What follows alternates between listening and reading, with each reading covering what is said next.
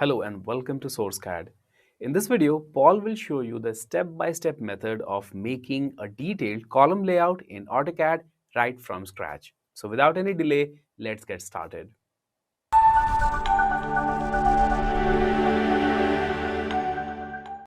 My name is Paul Muhindi and I'm a practicing civil engineer. And in this video, I'll be showing you how to create a detailed column layout on a step-by-step method. But even before we start, what is a column layout and why is it so important? Basically, a column layout is a general arrangement of the columns within a drawing, which is mainly used by structural engineers. But why is it so important? When working in complex buildings, especially where we have different disciplines such as architecture, structural engineers, MEP engineers, we need to coordinate with all the designs. So column layouts provide a very good reference point for this coordination, thus ensuring that all the elements work together without any clashing. And when it comes to cost estimation, it will contribute to a more precise cost estimation during the planning and budgeting phase of a project. Well, to me, lastly, the communication and documentation is quite important as it will serve a very good communication between the architects, engineers, and other stakeholders. So having said that, let's start in AutoCAD. So for this case, we'll be using the Autodesk AutoCAD 2024 version to create our column layout.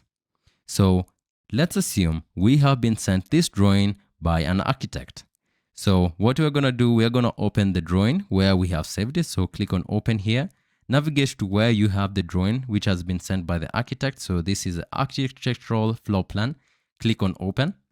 So once the drawing is open, the first thing that we need to confirm is actually the units. Remember, this is a collaboration between different disciplines. So units, click on enter. So under units, make sure the length is in decimals, the precision is 0, and for the insertion scale, for this case, we'll be using metric. As you know, metric is meters, kilometers, millimeters, and etc. And for imperial, they are feet, inches, and etc. But for this tutorial, we'll be using millimeters, which is found in the metric system. For these others, just leave as is and click on OK. So once we have done that and we have confirmed our units, we can actually turn on the grid mode on. So we just click on grid mode so that we can see the grid on the background. Now, before we move any further, I'd like to mention that if you are new to AutoCAD and want to learn it right from scratch, then I have a completely free AutoCAD Essentials course for you. In this course, you will learn AutoCAD 2D as well as 3D tools right from scratch. And after finishing the course, you'll also get a certificate of completion. All of this for free and without any conditions. So click the link in the description of this video or in the first pinned comment to get started. Now, back to the video. After that, we are going to create our layers. So the layers that we are going to use to create the grids, the annotation, the dimensions, and also the labeling of our columns. So just click on layer property once, and under layer property, we're going to create new layers. So click on new. So the first one is actually named grid, and we're going to change the color from white to the first index color, which is red. Then click on OK. The line type, we're going to change from continuous to center. So for our case, we have the center one loaded, but if you don't have it, just click on load, navigate to where it is. Let's say, for example, it's the center, click on OK, but it is already there. So we're gonna reload again, and then make sure you select on it, then click on OK. The next layer that we're gonna create is annotation. So annotate, make sure you click on this icon, annotate. So annotation. So this one is the one that we're going to use to label our columns and any other item that you want to label. Click on OK. So we're going to change the line type from continuous, from center to continuous, then click on OK. And just like that, it has been updated. The new layer that we're going to create is dimensions. It's quite important to show the distance between the elements. So dimensions, then change the color from blue, and we're going to use magenta, which is actually index color 6. Then click on OK. Make sure that the line type is continuous. And those are the three main layers that we want: the grid, annotation, and dimensions. After we have created these layers, just activate the grid one, then click on close. Make sure it's active here. Then what are we going to do? We're going to highlight this architectural drawing, and we are going to copy from this point to another point here. So just adjacent to it. So click on copy command here, or type on CO on your keyboard to activate the shortcut. You can turn on auto mode to make sure that it's actually copied along the same direction. So place it here. After that, click on escape, and now we have it here. Just to remove any confusion, we can just place a simple annotation down here. So click on DT to activate text, and then we're going to place the start point. So the start point is here, and the height of this annotation will be just 200. So click on enter, the rotation will be 0. Click on enter again, and we want to name this as column layout. So column layout civil engineer. So let's just place a space there, then click away, then click on escape. So now this is our column layout for the civil engineer. And the next thing that we're going to do, just move this one slightly down so that it won't be in the way of anything. Place it there for now. And the next thing that we're going to do, we're going to clean up all these items for the architectural view, and we want to be left with these columns. So we can clearly see that we have some columns here from the architect. So it's quite important sometimes the architect placed the columns, but in the event that they had not placed the columns, they're usually structural analysis calculations that we usually do as civil engineers so as to ascertain the correct placement of the columns. But for now, just clean up. So we're going to click and open the window and make sure that you do not click on any column. So select up to there, then confirm before erasing anything. And once you're sure that you do not have any column selected, click on E for erase, then hit on enter. The same thing from here, open a window, from there up to around there, then E for erase, then hit on enter. So zoom in again, clean from there, then pan or just move your mouse all the way down, confirming that no column has been selected. So place it around here. Always confirm, confirm, confirm. Then hit on E for erase, then hit on enter. We now have more or less a beautiful finished column layout. So for this one is not an issue, it's actually a member as is like that. So after that, now we're gonna place our grids. So how to place our grids? Just navigate to the line command or click on L on your keyboard to activate line. Then from this point, we're gonna place it up to this point. So let's say, for example, you cannot find this little square or little triangle. So navigate to the snap cursor settings here, object snap, click on this icon and make sure you check on this setting. So in the event that that one was toggled off, you see we do not have this setting being shown here. But for now, we're going to click on it to be active, and then we're going to click away, and now it's active. But for this case, I actually want to just extend it slightly past away this column that we have here, and we're going to place lines moving from top to down and others moving from left to right. So those are different types of grid lines. So hit on L, hit on enter to activate line, then place from here all the way down. Or to make it easy, just highlight on this one, click on copy, and we're going to copy from a common point. So let's say from here, then just move as you place like so to make it easy for you. And then hit on L, then enter to activate line, and then we're going to place for this side. Remember, from the center of the column, place it around there, hit on enter to repeat the same command from this point all the way up to around there, hit on escape to escape, then hit on CO for copy. We want to copy from this point where we have the center of our column, because we do not have the intersection on the next one. So place it here, but check on this side we do not have one, so make sure you place it there as well, and then place it here. So wherever you have the triangle is actually showing the midpoint. That is the AutoCAD standard setting.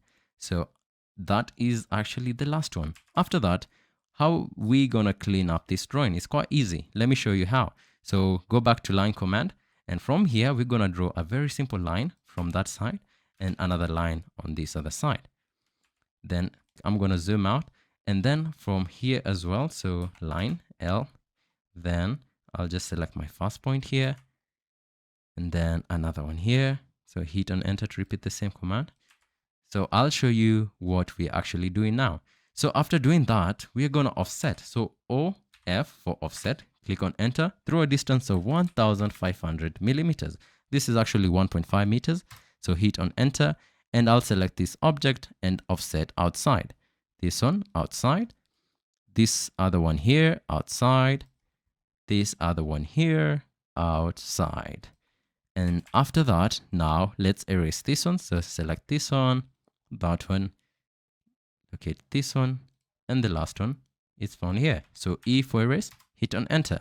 Then F for fillet, hit on enter. Ensure that your radius is 0. If not, click on radius here, enter 0, hit on enter, then select your first object, this one, the second one, that one. Hit on enter again, select the first object, your second one, that one. And you can clearly see a pattern going on here. So we're actually creating some type of rectangle around our structure. From there to there, then this one all the way up to there. And just like that, now we have like a boundary line. So what are we going to do? We are going to extend these lines to meet this line here. So EX for extend, hit on enter, then just highlight. Like that, very simple. From there all the way up to there. Then also this one's extend all the way up to there.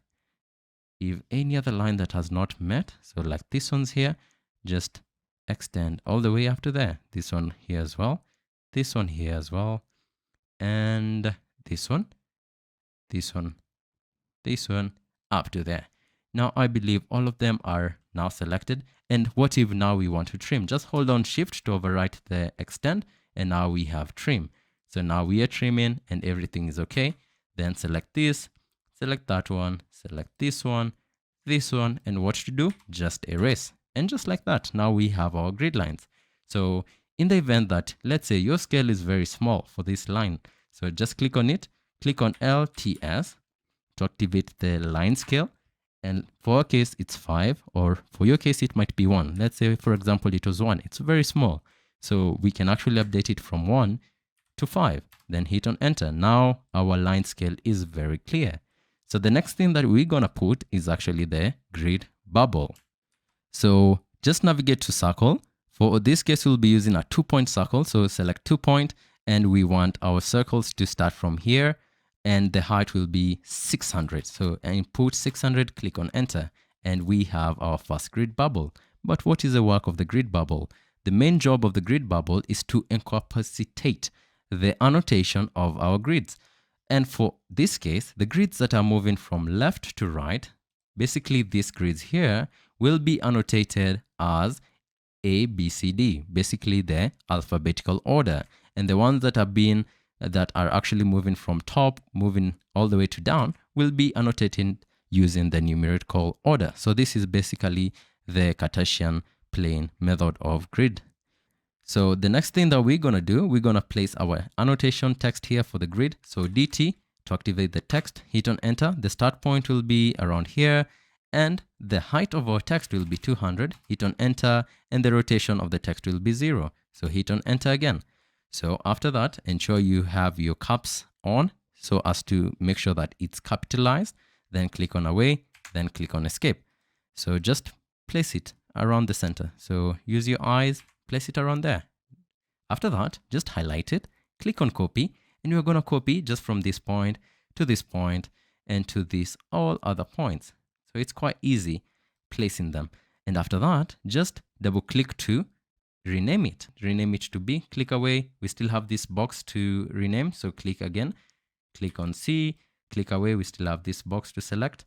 Click again, click on D, click away, then click again, click on E on your keyboard. After that, what to do? We're going to simply just copy this, what we have here, ensure in your object snapper, the quadrant setting is activated. So click away, for our case is activated, click on copy. And for this case, we're going to copy from this side. And why? So that we can be able to place it on this side, like that, very clean. And the next thing that we're going to do, we're going to place for this other side. So simply select this, CO for copy, hit on enter from this side and place it there. Then just rename this to 1 so that we use the numerical order. Highlight it, use CO for copy. We're going to copy from this point all the way down. So 1, or the next one, the next one, the next one, another one here, another one there, and the last one there. So for this side, it's quite interesting. I want to show you how we're gonna do the annotation of the grids on this side. So for the external lines or the last lines or the last columns that we have, they are very key columns. So they will have their full number. So this one is 1. For the next one, because all the columns from the left side all the way to the right side, they're on the same line, this one will be 2. So let's overwrite this and click on 2. For the third one, the same principle applies. So this is 3. But for the fourth one, this one is slightly different. You can clearly see that we have some columns missing here. But for our case, we have many of the columns being highlighted in this grid. So this one, we'll name it as 4. But what about this fifth one? Just one column. What to do with this one? So for this one, we usually call them intermediate grids. So what are we going to do? So these grids actually touch columns that are not found in all other sides. So this one, we're going to name it as 4A. Instead of giving it its full number, so 4A with A being small, and we're going to have a small change here so that we can be able to have it well seen. So I'll go to my polar tracking and I'll make sure that I'm working with 60 degree. So ensure that you have 60 degrees. So this one, and then I'm going to trace it from around here and I'll place it around here. Then I'll extend it slightly, something like this. And then I'm going to highlight this. I'm going to move from this point here and I'll just move it down vertically up to there. And then I'll just simply trim. So trim, hit on enter, then trim away this and trim and fillet this one to that one. And that's the way we actually place our intermediate grids. So for the next one, because it's a main grid, so this one will be 5. So double click, name it as 5, and ensure that all the columns are being named. Make sure you do not miss any. This one, just the same philosophy. This one will be 5A. So this one, there's no need of breaking it. There's ample space here. This one will be, we can give it a 6, and the last one will be 7. And just like that, now we have our grids labeled on this other side. So highlight them, CO for copy. The base point is from this point, and we're gonna copy it to this other side like that. And we're gonna also copy this. So I'll copy this, or I can actually just create a new one here, no problem. So line, so I'll trace it from around here to somewhere around there. So this one, I'll move it slightly behind. So you can actually mirror it, but for now, just for simple demonstration, I'll show you how we can just place it. And then I'm gonna fillet yet once again this line to this line. And that's the way we place our grids. So the next thing that is actually remaining is to place our annotation. So change this, go to annotation. So we have annotation here, DT again, DT, hit on enter. And the way to annotate our columns is quite simple. Where this column is intersecting with two grids, so it's actually A1, this column is named as A1. And we usually start with the alphabet. So for this case, I'll just place it, the start point to be around here. The text height for this case will be 150, slightly smaller. The rotation will be 0. And I'll place my first name as A1. And make sure you notice it's capital because this one is capital. Then I'll just hit on escape. So for this one, I can be able to move it to a place that is a bit better there. And I'll just simply copy from this point of intersection. And you have to be very careful when you're working with the grids. Make sure you do not make any careless mistakes. So just copy and place where we have the grid like so. So for this one, now I can be able to highlight these ones. After that, I'll just copy from this center here and I'll place it there. Then to the next one, I'll place it around there. So I'll just come to erase this one, or I can actually move from there to there.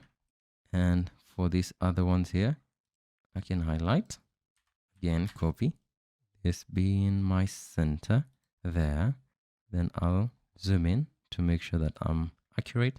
I'll place it there. I'll jump this one for now, but I'll come back to it. I'll skip it. Then the last one's there. Then I'll simply erase now. So select the ones that we do not need. So this one, I'll come back to it. So E for erase. And then the last one, just simply CO for copy. And then I'll just copy from this point up to there. So the last thing that is remaining is just to annotate them to the correct way. So this one is A1, this one is B1. So just double click and then just change this to B. Click away, no other columns there. So this one is actually A2. So click on this, modify to 2. Or you can make it easier. You can just move like this. This one is 3, highlight 3. This one is 4A. So highlight to 4A. And for this case, it will be small. It is corresponding to what we have here. And for this one will be 5A. So select this and update to 5A. And we are done with that one. So let's go to B. And just like that, we are done. So that's the way we annotate our columns. The next thing I'm going to show you is how to do the dimensioning. So navigate to dimensions and then navigate to annotate. So under annotate, we can place our dimensions. So simply just create your dimension, go to dimension style manager, click on this. You can create a new one. So this one, we actually want to name it as layout. Then click on, let's say we start with a copy of standard. So click on standard, click on continue. So let's update it quite first. So under lines, this one we need to update it to 40 millimeters. This one we want to update it to 20 millimeters. So what I'm doing, I'm actually multiplying 1000 to this, what we already have here, because we are changing from meters to millimeters. Much of the time, that is how it usually works. This one, let's update it to 180. This one, update it to 100. This one, update it to 400. This one, update it to 150. So we have this representation here. Let's go to text. Under this, let's update it to 200. And then this one, let's update it to 100. So under this, we can actually select what we want for the text alignment, horizontal, aligned, or ISO standard. So let's work with aligned with dimension line.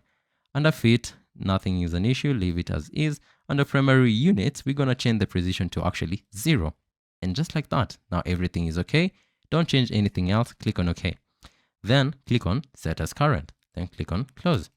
And we can clearly see that now the layer that we are working with is layout. Under these settings here, we're going to work with aligned. So click on aligned and we're going to start from this point. Then I'm going to just navigate around 800, something like that. And I'll trace it up to here. And then I'm going to place my first point around somewhere there. And for this case, I want to turn on my ortho mode. Then click on continue so that we continue from this point. Click on this quadrant, that one, that one. Click on escape. Then the last one, click on annotate. The overall dimension, very important. So from that point all the way there and place it around there. After we are done with that, so we're going to just simply select that, select similar that we have. This one as well. Then click on copy from this point here and we're going to copy it up to this other side because basically it's the same thing. So place it around there. Then we're going to just place our overall dimension from A up to E. Then place it around there. And that's the way we place our dimensions for this side. So the next is for this other side. Click on aligned from around 800, something like that. So from that point to around, trace it there, then place it around there.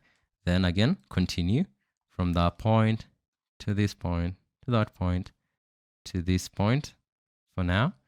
And then up to this point, that one, and that one. Then hit on escape. So for this one, we can clearly see that the dimension is not fitting in very well. So we can just actually stretch it and place it where we want it. So around there. Then we're going to place our overall dimension. So click on align from 1 all the way up to 7. Then place it around there. Again, highlight it, select on similar. So select the annotation. Then hold on your shift key to deselect the grids, and show you also deselect this one here. And after that, CO for copy. And we're gonna copy from this column side. So this is 3 and all the way 3 to this other side. And we're gonna place it here. And now we have the annotation on this other side as well. The last one is the overall. So from 1 up to 7. So place 7, see how it looks like, and place it around there. And that's the way we place our dimensioning. So the last thing that is actually remaining is to move this one slightly to place. So click on it, move it there, and now we can be able to export it to a layout. It's quite simple. Navigate to this arrow, this new layout, right click, select from template, and AutoCAD will open this template from file. So this one is basically found under your AutoCAD, open the R24, then the ENU, then select template, and under template, navigate to sheet sets, double click. Then I'm going to use the civil metric, then I'll click on OK. So I'll select the A1, click on OK, and then I'll just go to A1. And under here, we need to create a viewport. Very easy. Go to layout, select, create a new viewport here using a rectangle. And we're going to simply create a rectangle up to around there. Then we have something like this. Double click inside it. Then right click to zoom. Then just click on your left key and glide your mouse up to where your content. Then you can hold down your center, wheel mouse the button to put it in place. Something like this. I'm content with this. I'm gonna double click outside, or actually right click, exit, then double click outside, and you can see these grid lines, but we don't want this grid line. So double click inside, then click on this grid, and just like that, they actually turned off. Then double click inside again.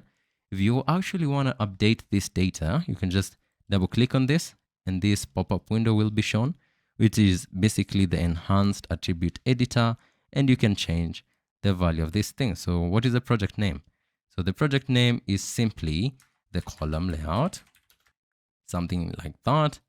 Then you can enter the first name of the address or something like this, the project name again. You can actually change so many things, the date, the sheet number, and etc. And once you're content with this, just click on apply, and you can clearly see it has been updated here. And if you wanted to change the text options or the properties, you can also update from here. But for now, I'm okay. Click on OK, click on escape, then simply click on Control P on your keyboard to activate the plot option.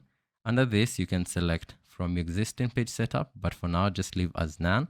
Then you can click on high quality print, and then just under the plot area, click on window. So why window? Because I actually want to create a window from here up to there. And after that, we're going to have to fit it to paper and to center the plot. And after that, we can actually have a quick preview. So this is actually the preview of our drawing where we can see the lines. So we can clearly see that the scale of this line is quite big. So we need to change that. So click on close. So before printing is very much advisable to make sure you confirm the preview. So apply to layout for now, then click on cancel. Then just double click inside this viewport, select on this line, click on LTS, hit on enter. Instead of using 5, we're going to use 1.5. Hit on enter, then double click outside here, then Control P again, then navigate to preview. And under preview, we can clearly see that now the grid lines are looking better. And just if you're content with this, you can just click on print here, or alternatively click on close preview, and then you can click on OK to print and navigate to where you want to save it. So for my case, I can just save it, let's say under Autodesk projects. I can save it here. I'll click on save, and we can clearly see the progress is ongoing, and we have no errors found within the drawing. And now we can be able to launch it, and we can see how our drawing is. Okay, so this is how our drawing is, and it has been exported and it is successful. So we can clearly see our column numbers A1, B2, and this is the way we mainly communicate as civil engineers in the site. So if somebody was being told to check column C4, it's quite easy, C4, and that's the way the architects and also other disciplines are going to use it. So that's how you can make the detailed column layout in AutoCAD. Let me know in the comments down below what you want to see in the next video, and I'll see you soon in the next one. Take care.